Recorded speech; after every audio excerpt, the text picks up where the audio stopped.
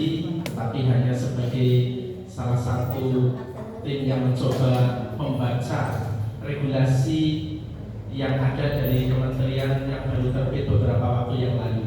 Kemudian yang kedua, kami mencoba menafsirkan, walaupun kami bukan lulusan S1 tafsir, ya, apalagi usuluddin, karena kami tidak punya kemampuan untuk tafsir, ulumul Quran dan lain sebagainya, tidak punya. Kami hanya menafsirkan regulasi, sehingga kalaupun ada sedikit kekeliruan terhadap tafsir regulasi itu insya Allah tidak akan melenceng terlalu jauh. Melanjutkan yang tadi disampaikan oleh Pak Budiono, sudah kita pahami bersama bahwa di dalam kurikulum 2025 ini ada perubahan, revisi. Yang paling nampak perbedaannya adalah di co-kurikuler. Tahun lalu ada intrakurikuler, ada co-kurikuler dengan nama P5, dan juga ada ekstrakurikuler. Nah, sekarang terminologinya diganti dari P5 itu kembali ke istilah utamanya, yaitu adalah co-kurikuler. Hanya itu saja Bapak Ibu perbedaannya secara istilah. Nah, mengapa mesti kita harus melakukan sesuatu secara ideal dimulai dari pemahaman regulasi yang benar? Ini pasti kita pahami bersama dan kita ketahui bersama bahwa teori itu mesti harus paten di dalam benak para pendidik. Mengapa demikian? Karena kalau kita tidak mau memahami regulasi dengan benar, maka implementasinya pun dimungkinkan kurang tepat. Bukan salah, tetapi kurang tepat. Saya ambil analogi, kita belajar tentang, mohon maaf yang beragama Islam, cara berwudu dengan benar, atau cara membaca surat Al-Fatihah dengan benar. Kita kalau hanya mengandalkan pada proses pendengaran, tidak belajar tentang bagaimana itu alif lurus, alif bengkong, begitu ya, antara huruf sa dengan ada yang titiknya 3, sin, gitu ya, kemudian shin dan sebagainya, itu semuanya mesti harus diawali dari teori yang benar. Gitu. Nah, oleh karenanya Bapak Ibu, forum hari ini mesti kita nanti kuatkan di teman-teman pendidik. Kita ajak mereka wajib untuk membaca regulasi, karena ini penting. Jangan sampai terjebak pada istilah lah teori orang penting, sih penting prakteknya. Nah, itu menyesatkan gitu. Ya, menyesatkan karena kita praktis, karena kita bukan pembuat kebijakan, kita bukan pembuat atau inisiator dari kebijakan itu, maka kita harus membaca. Nah, di co-kurikuler Bapak Ibu, ini kami sampaikan secara teori semua sudah dijelaskan di panduan co-kurikuler, dan intinya sebenarnya bukan hal baru, hanya istilahnya saja, dan kemudian di proses implementasinya itu dikuatkan. Bapak Ibu guru di kecamatan manapun di seluruh Kabupaten Banjarnegara, kita meyakini sudah melakukan praktik-praktik co-kurikuler yang diharapkan oleh regulasi terbaru saat ini. Sudah, pasti sudah. Banyak contohnya. Kita lihat bentuk co-kurikuler, ya, bentuk co-kurikuler. Kegiatannya berisi muatan pembelajaran yang ditetapkan berupa tema. Ya, ini kalau bicara tentang tema dan lain sebagainya, semua juga nanti akan ada penjelasannya secara detail ya di dalam buku yang tadi sudah disampaikan. Nah, Bapak Ibu semuanya, kalau kemudian kita berbicara tentang panduan co-kurikuler, ini kami rangkumkan gitu, sampai kepada contoh-contohnya. Secara teori di sini semua sudah ada, tetapi Bapak Ibu yang perlu kami tekankan untuk contoh-contohnya gitu, kalau tadi sudah disampaikan tentang intrakurikuler sudah semuanya. Nah, kemudian kita akan melihat contoh-contohnya itu nanti. Atau ada yang sudah pernah membuka buku panduan secara lengkap Bapak Ibu? Kurikuler?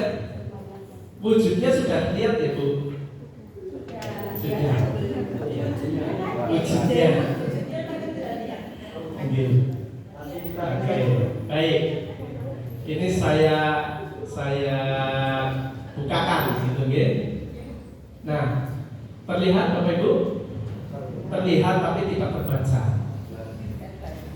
Oke. Nah,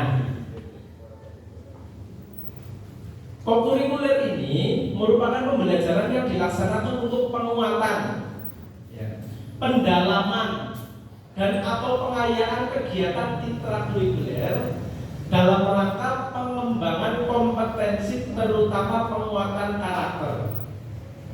Nanti kalau kita berbicara kompetensi di dalam kurikuler itu jangan sampai tercampur dengan pemahaman kompetensi di dalam intrakurikuler. Ini yang perlu kita tarik garis benang merahnya. Kompetensi yang dimaksud di dalam pelaksanaan kegiatan kurikuler adalah 8 dimensi profil lulusan, dari beriman bertakwa sampai kepada komunikasi, gitu, 8 hal. Maka ini nanti yang perlu ditekankan kepada teman-teman guru di tempat kita masing-masing demikian. Nah kemudian wujudnya, ini kalau berbicara kita teori nanti panjang sekali. Wujud mudahnya adalah begini Bapak Ibu. Kegiatan pembelajaran yang sudah dilakukan oleh Bapak Ibu guru di dalam intrakurikuler itu kan juga sudah dibatasi dengan jam. Biasanya waktu untuk mengeksplorasi satu materi itu kadang kekurangan waktu, ya, untuk ke satu materi misalnya jatahnya hanya 3 jam satu pekan. Padahal dia atau peserta didik diarahkan nanti proses pembelajarannya dengan konsep pembelajaran mendalam, gitu. Yang nanti akan saya sampaikan sebenarnya bentuknya seperti apa.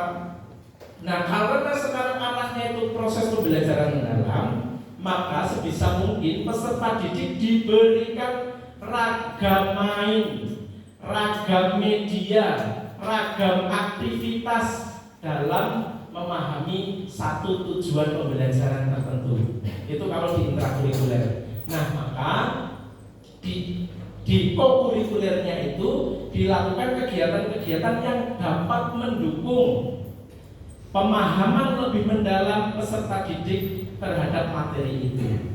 Selain tujuan utamanya adalah mengembangkan 8 dimensi profil lulusan. Bentuknya ada berapa? Ada 3, nanti kami sampaikan.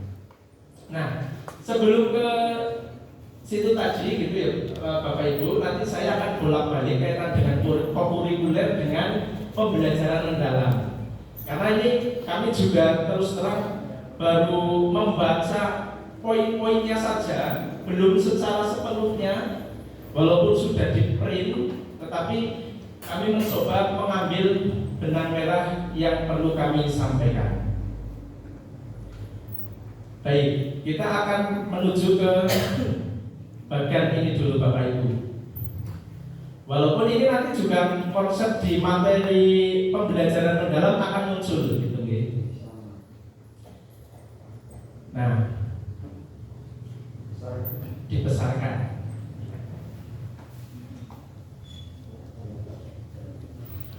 Baik. Inilah yang tadi sudah disebutkan oleh Ibu tadi ya, rumus 8 3, 3, 4.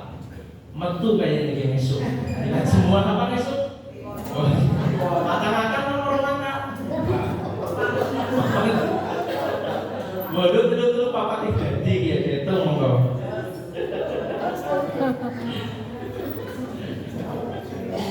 Baik.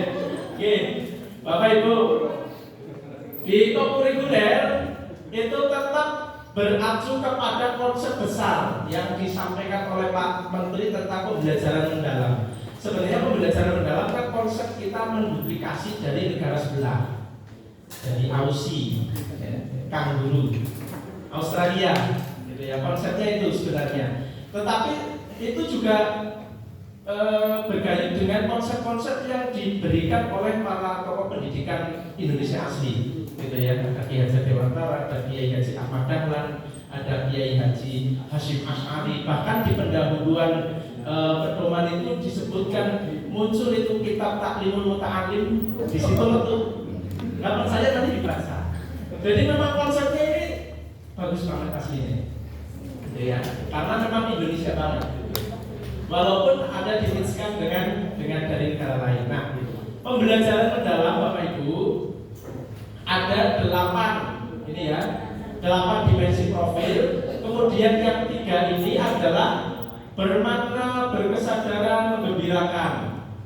Ini yang disebut sebagai prinsip pembelajaran. Kemudian ada mengaplikasi, merefleksi, memahami, pengalaman belajar. Kemudian ada praktik pedagogis. Ini yang 4, lingkungan pembelajaran, pemanfaatan digital, kemitraan pembelajaran disebut sebagai kerangka pembelajaran. Nah, dari kegiatan ini yang ingin saya tekankan Bapak Ibu, disampaikan kepada Bapak Ibu guru setelah membaca panduan kokurikuler, intinya supaya mereka tidak sulit memahami dan seolah-olah itu sesuatu yang baru dan berat, maka awalilah dari konsep yang ringan dan sederhana.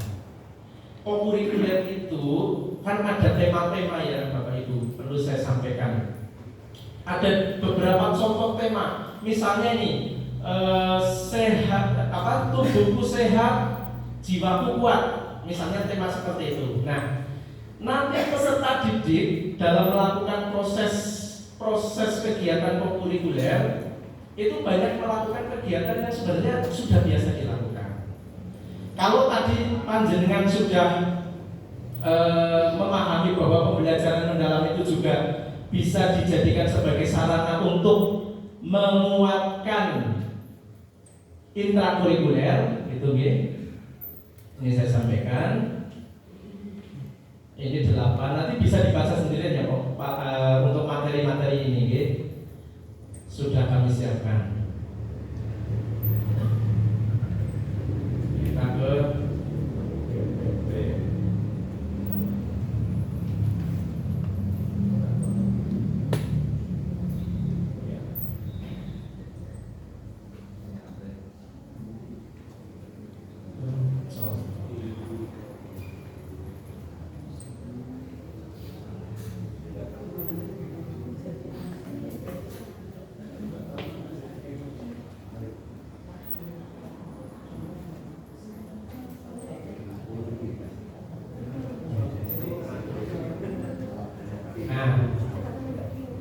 baik, kokurikuler Bapak Ibu. Saya ke contoh atau cara dulu ya. Cara melakukan kegiatan kokurikuler ini melalui 3 cara. Yang pertama adalah pembelajaran kolaboratif lintas disiplin ilmu. Ya. Jadi contoh konkretnya, guru melakukan proses pembelajaran di intrakurikuler kan dia menerapkan TP. Ada TP IPAS, TP Bahasa Indonesia, kemudian matematika dan lain sebagainya. Kalau kita menggunakan cara pertama ini, maka nanti dicari benang merah yang bisa mengaitkan antara satu TP makro matematika, kemudian makro Bahasa Indonesia yang dihubungkan itu apa, dan nanti itu dijadikan sebagai dasar untuk melaksanakan kegiatan kokurikuler yang jatahnya 1 hari, 1 pekan gitu ya. 1 pekan diambil 1 hari selama 7 jam untuk kelas 3 sampai kelas 6. 1-2 ada 6 jam. Nah, ini yang disebut inquiry kolaboratif. Nah, kegiatannya apa Pak Ben? Orang angel. Yang nanti dicontohkan oleh Pak Pato adalah tentang bagaimana menyetrika, ya, bagaimana menyetrika baju. Menyetrika baju itu bisa dijadikan sebagai kegiatan dalam 1 hari itu. Apa 7 jam kira-kira mengajarkan tentang menyetrika baju cukup nggak? Tergantung caranya. Nah, inilah yang kemudian menguatkan nanti dari IPAS, perubahan energi kalor, gitu ya. Dari sisi kesehatan, PJOK misalnya, itu kan ada merawat tubuh, ada TP-nya itu ada merawat tubuh. Nah, merawat tubuh itu dari mana? Dari pakaian yang bersih gitu. Kenapa disetrika? Supaya mati kumannya. Dengan PAI dikaitkan dengan kebersihan, kemudian kesehatan juga gitu ya, bersyukur atas tubuh yang diberikan oleh Allah ini harus ditutupi dengan pakaian yang tepat, yang bersih gitu. Nah, misalnya 2 mapel atau 3 mapel itu. Jadi kita Bapak Ibu guru yang nanti di lapangan melaksanakan proses kurikuler itu tidak perlu memikirkan ini.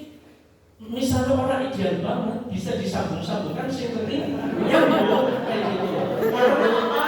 Tujuannya bukan pada TPAC, tetapi 8 dimensi profil itu. Ada gotong royong, ada kemandirian, dan kalau itu dilakukan dari yang sesederhana itu, nanti akan ada perubahan perilaku di rumah. Oh, anaknya aku sih tidak dikayang, nanti respon orang tua akan positif. Termasuk pada saat pemberian LKPD kan juga tidak harus dalam bentuk tertulis, walaupun kemarin sudah dibuatkan LKPD itu hanya sebagai inspirasi, itu bisa dikembangkan. LKPD-nya apa? Berupa keterampilan di rumah, anak-anak diberi tugas cara menyetrika. Bahkan di proses kegiatan menyetrika baju itu dijelaskan secara detail cara-cara nyolokaken setrika, setelannya itu diajari secara langsung. Kemudian bagaimana memperlakukan setrikaan terhadap kemeja, kemudian kaos, celana, supaya tidak terjadi rel gada. Ya, nyetrika celana kan juga ada tekniknya gitu supaya tidak terjadi rel gada gitu. Sudah ada garisnya. Nah, bagaimana cara menarik dan seterusnya. Itu nanti di situ akan dididik secara detail anak-anak tentang ketelitian, kecermatan, kehati-hatian terhadap alat yang digunakan. Itulah sebenarnya konsep kurikuler itu sebenarnya tidak muluk-muluk, tetapi tinggal kita berdasarkan kelogisan, begitu. Kelogisan. Oleh karenanya Bapak Ibu pengawas, Bapak Ibu kepala sekolah dan Bapak Ibu guru yang hadir hari ini, pentingnya kita menanamkan bahwa kurikuler ini tidak sulit. Kita dekatkan kurikulum yang kita berikan kepada anak sedekat mungkin dengan kehidupan mereka. Itu contoh tadi misalnya menyetrika. Contoh lain, keterampilan menyiapkan minuman atau makanan di rumah. Atau misalnya paling mudah, anak sekarang andalannya itu kan biasanya makanannya untuk yang cepat saji, mie goreng, telur, sosis dan lain sebagainya ya. Menggoreng telur Bapak Ibu itu bisa menjadi aktivitas kurikuler. Apakah itu menyenangkan bagi anak-anak? Menyenangkan di hari itu. Jadi bukan pada target mereka suruh jadi bakul paru kan bukan. Ya, bagaimana anak itu di rumah mandiri menyiapkan makanan yang ia sukai, kemudian dikaitkan dengan 7 KIH juga bisa sebenarnya, tinggal stressingnya nanti di mana. Tetapi kalau kemudian diarahkan ke kolaborativitas disiplin ilmu, menggoreng telur itu juga bisa dikaitkan dengan beberapa TP di dalam mata pelajaran yang berbeda.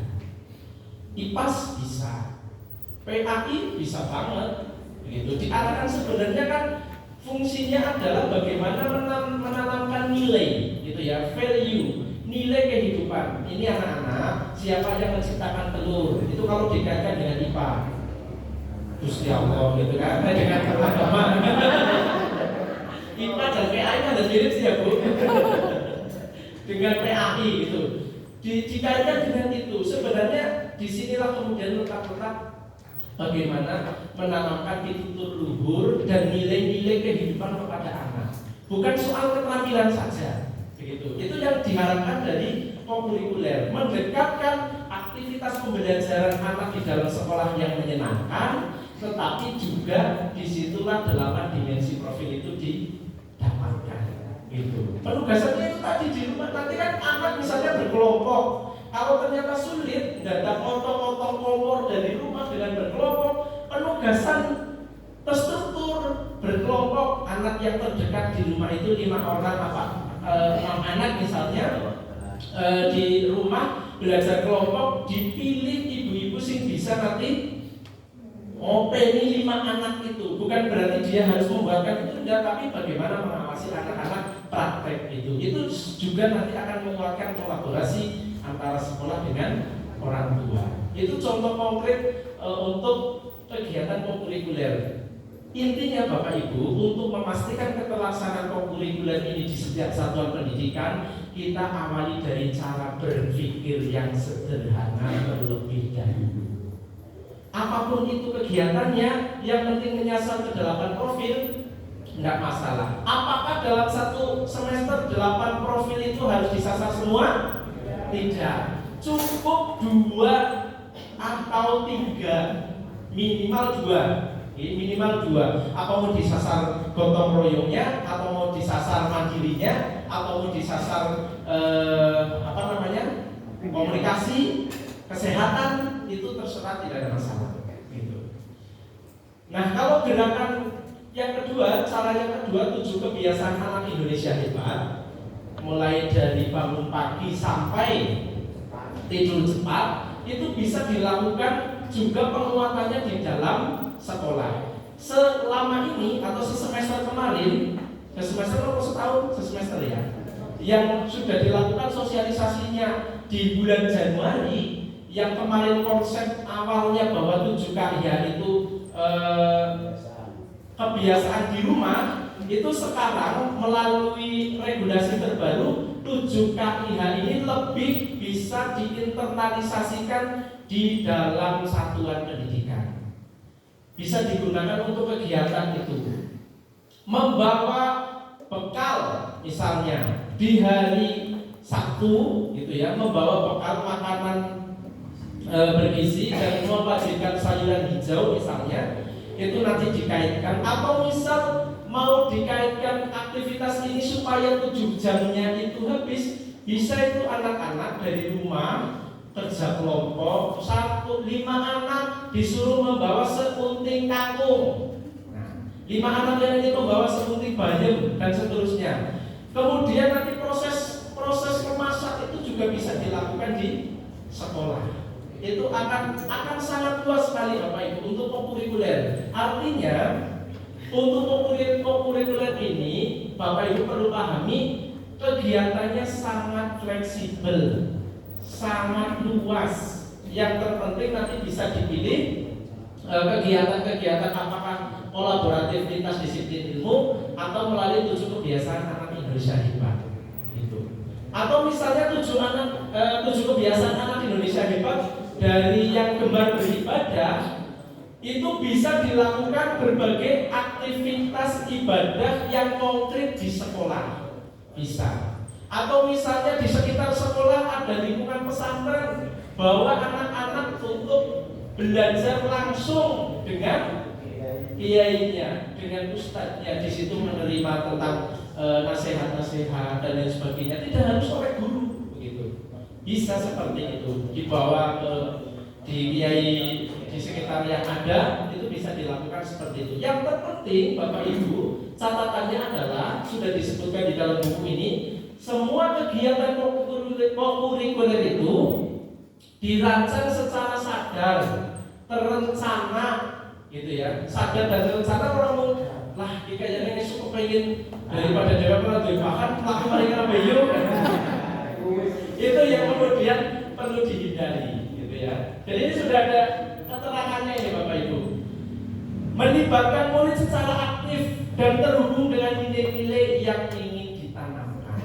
Gitu. Sebenarnya kalau kemudian kita kembali ke kurikulum 94, saat itu saya masih jadi siswanya, masih teringat betul bagaimana kemudian ada pendidikan kecakapan